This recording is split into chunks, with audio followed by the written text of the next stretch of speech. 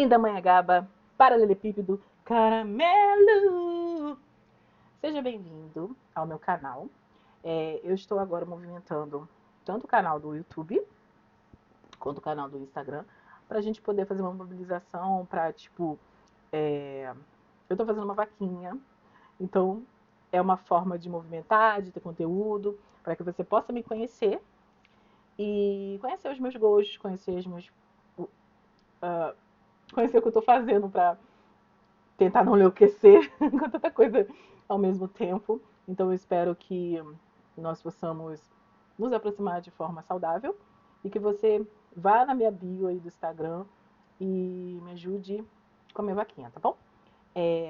Eu vou reagir, vou ficar vendo alguns vídeos enquanto eu tô fazendo algumas coisas aqui.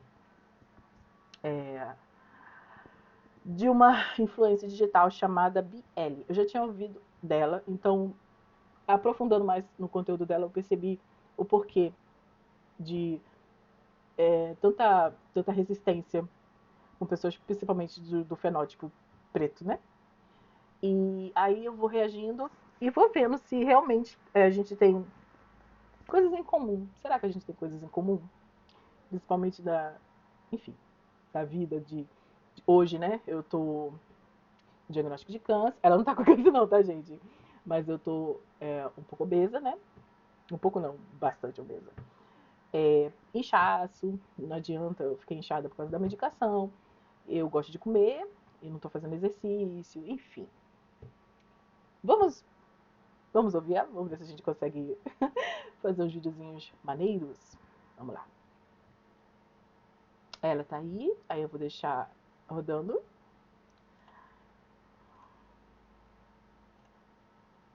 Como tirar a dor sem tirar a vida? Eu acho que não é segredo pra ninguém que... quer dizer, eu ainda tô descobrindo como é que faz isso, né? Não é segredo pra ninguém que eu não quero estar viva. Mas eu gosto de viver. E aí eu acho que... Essa é a questão, né? Durante toda a minha adolescência, eu passei muito perrengue. Não perrengue, tipo, a minha mãe me amaldiçoou, falando que tudo que eu fazia era do demônio. Se alguém via com alguma coisa positiva, ela transformava em negativa. Se alguém via com alguma coisa negativa, ela usava pra me fazer de refém. Mas não só ela. Muitas pessoas da igreja cometeram atrocidades que eu acho engraçado. Ao invés de proteger o mais fraco, faziam de tudo para destruir o mais fraco. Quando vinha uma pessoa mais forte, de costa quente, estendia o tapete vermelho, azul, amarelo, verde, todos os tapetes possíveis. Mas alguém mesmo que precisava do tapete estendido, levava murro. E aí, eu lembro que onde eu morava tinha um corredor, e todo dia eu ia para aquele corredor chorar. E pedia a Deus para ele me levar. Todo dia. Eu passei boa parte da minha adolescência assim, implorando a Deus. E eu ia pra igreja, às vezes sozinha, porque a minha mãe não ia todo dia. O, meu irmão, ele tinha os outros compromissos dele. E eu tinha que ir pra algum lugar pra eu não enlouquecer. E eu tava indo exatamente pro lugar que tava me enlouquecendo.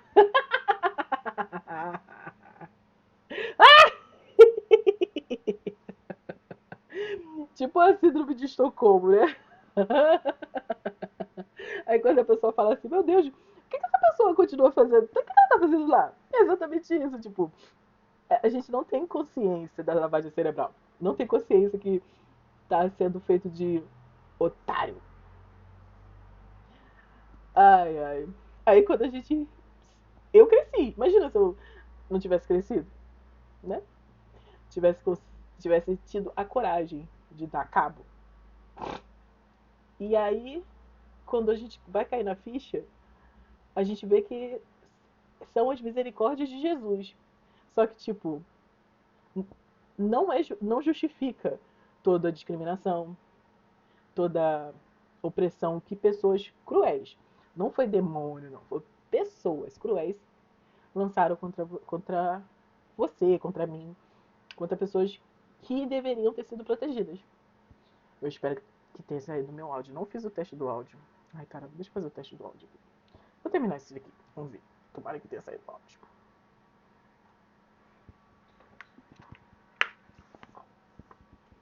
O pulo do gato é que a gente desenvolveu, e isso foi tão profundo que entrou dentro da nossa genética, uma tristeza tão profunda, traumas tão profundos, dores tão profundas, que não tem como a gente tirar isso da gente.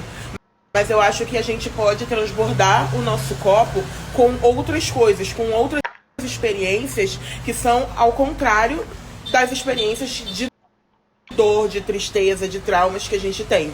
Então, se eu tô em casa e eu tô querendo ficar em casa presa, enclausurada, eu faço o reverso disso, para poder transbordar o meu copo com outro tipo de conteúdo.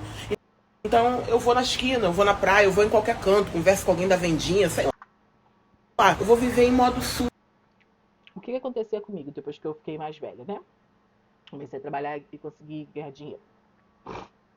Eu pegava, tipo, R$ 30, entrava num ônibus pra região dos lagos. Eu moro na Baixada Fluminense. E eu andava. Aconteceu alguma coisa tanto na igreja quanto em casa, estressada. Aí eu já tinha um dinheirinho. Normalmente fazia esse final de semana. Porque a gente, operário, né? Não tem como fazer segunda a sexta. E aí eu ia andar. Andar. Não só uma ou duas vezes eu fui parar na areia de Angra dos Reis. Lembrando que eu morava na cidade anterior da Baixada Fluminense. Então, tipo, devia dar mais de 100 quilômetros. E aí eu pegava o trem, 65 quilômetros. Aí ia pra Nova Iguaçu. Não, é pra Nova Iguaçu, 40 quilômetros. Aí depois pegava um ônibus. Não, eu ia até a rodoviária Novo Rio. Ai, meu Deus do céu. Aí pegava o ônibus pra lá. E aí, basicamente, não demorava nem 20 minutos. Era só o tempo da viagem para desestressar. E aí a gente não tinha essa concepção de psicólogo, de psiquiatra, não. A terapia era bater perna. Aí quando não tinha dinheiro, batia a perna dentro da cidade mesmo.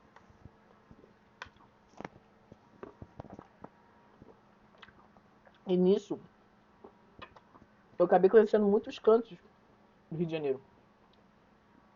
Muitos mesmo. Então, andar. Foi a minha forma de não dar cabo. Entendeu? Tentar sair dessa realidade. Porque é muito fácil, assim. Gente, é muito fácil pra quem tá depressivo, não sabia que tava depressivo, ficar na cama e dormindo. Eu lembro que quando eu terminei o ensino médio, eu não. Cara, é muita falta de respeito com um adolescente as pessoas não ensinarem a documentação importante, sabe? E esperar que a gente vai saber. Eu não tinha, com 18 anos eu não tinha CPF. Aí foi o primeiro ano que teve a questão do ProUni. E basicamente todas as pessoas que eu conheço conseguiram o ProUni. Assim. E eu não consegui. Por quê? Porque eu não tinha CPF. E eu não consegui fazer inscrição. Fui no correio desesperada, pedi ajuda da minha mãe. Tadinha. Ela é analfabeta, o que ela vai fazer? Mas ela também não correu atrás de mim, não foi comigo. Ai, ai. Ela tava enchendo minha paciência na época que achava que eu era, tipo assim, lésbica. Que não fosse um problema. Tipo, eu imaginei assim, caramba, eu sendo um hétero, passei raiva. Porque a minha mãe ficava preocupada por eu ser lésbica. Imagina a pessoa que é lésbica mesmo. Caraca, velho, que bosta. Então, tipo assim, ela queria que eu casasse. Eu só queria fazer faculdade. E eu nem. Eu vivia desde que eu me lembro na biblioteca. Aí, quando eu estava na biblioteca, via sempre um professor dando aula. E eu perguntei uma, duas, três. Depois eu parei de perguntar se podia me ajudar. E normalmente falava assim que para desistir, porque eu não ia conseguir. E eu olhava assim, ué, mas você está dando aula para esses alunos. E o fenótipo desses alunos era branco. Por que eu não ia conseguir? E não foi só na escola que eu escutei isso. Na igreja também. Eu não tinha cara de Maria. Eu escutei isso da líder, da esposa do pastor.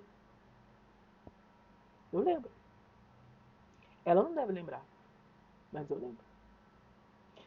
E olha, não me importa se ela vai se ofender se alguém for passar esse vídeo pra ela. Eu vou perder o quê? Quer discutir com alguém que tá com câncer? Quer que eu conte as outras coisas? Eu não tô ameaçando, não. Não é ameaça, é fato. Vocês quase me destruíram. E aí tem gente que vem e fala que eu tô com mágoa. Não, não tô com mágoa não, velho. Vocês cometeram vários crimes. E se cometeram comigo, podem ter cometido com outras pessoas. Que crime? Que crime? Deixa eu ver quais crimes. Ah, lavagem cerebral não seria crime, mas é assédio moral. Eu fui assediada várias vezes no microfone. Ameaçada de morte no microfone. Sabe o que é isso? Dentro de uma igreja? E você achar que é normal. E você achar, estão fazendo isso porque eu estou em pecado. Que pecado uma criança de 12 anos estaria cometendo? Que pecado uma jovem que ia da escola para casa, da casa para escola, da casa para igreja, da igreja para casa. Uma vez só que eu sumi, eu tava batendo perna. Minha mãe fez o favor de anunciar para todo mundo da igreja. Eu não tinha. Eu já era da minha, mas eu não tinha privacidade. Mesmo dentro do meu quarto. A minha mãe. Eu tive que começar a dormir pelada. Para ela parar de levar as pessoas que iam lá em casa dentro do meu quarto. E aí junta um monte de coisa. O que a gente faz? A gente sai daquele lugar. Daquele cativeiro. E foi um cativeiro. Foi um cativeiro. Súbito, todos os dias como um looping. Porque deve ter, gente. E se não tem, eu resolvi criar um oposto de desviver e viver radicalmente até que a minha vontade de não existir seja completamente insignificante nesse universo. Eu vou viver de modo súbito, sabe a súbita? Quando você fica bem do nada e você tá super bem. Eu vou viver isso em looping. Vamos tirar a dor sem tirar a vida. Aí ela... Eu acho que não é segredo. Aí é realmente uma decisão. É um esforço diário. E eu acho que tudo é uma escolha. Por exemplo, para mim não é escolha tratar as pessoas mal. Não, não, não, não. Não é opção. Não tem opção. Por isso que quando vem alguém tentar me atravessar, eu viro e falo assim, não, eu não aceito isso não. E agora, de novo, com esse diagnóstico, aí mesmo que eu não aceito ninguém me atravessar, não. Não venha. Não venha. Eu estou com diagnóstico horroroso. E eu escolhi brincar. E eu escolhi sorrir. E eu escolhi cozinhar. E eu escolhi comer. Me comunicar. Aí vem alguém e quer tratar mal e dar justificativa. Ai, estou com a cabeça muito cheia. Não, tudo é uma escolha. Tudo é um esforço. Eu chegar até aqui não é porque, ai, Elisana é forte. Ai, Elisana, nossa, Elisana, você é guerreira. Não, não sou não, gente. Não sou não. Eu quero colo, eu quero a minha mãe. Independente de tudo que aconteceu, eu só queria que ter a chance dela fazer um carinho em mim. Quem sabe agora doente, eu teria o afago dela.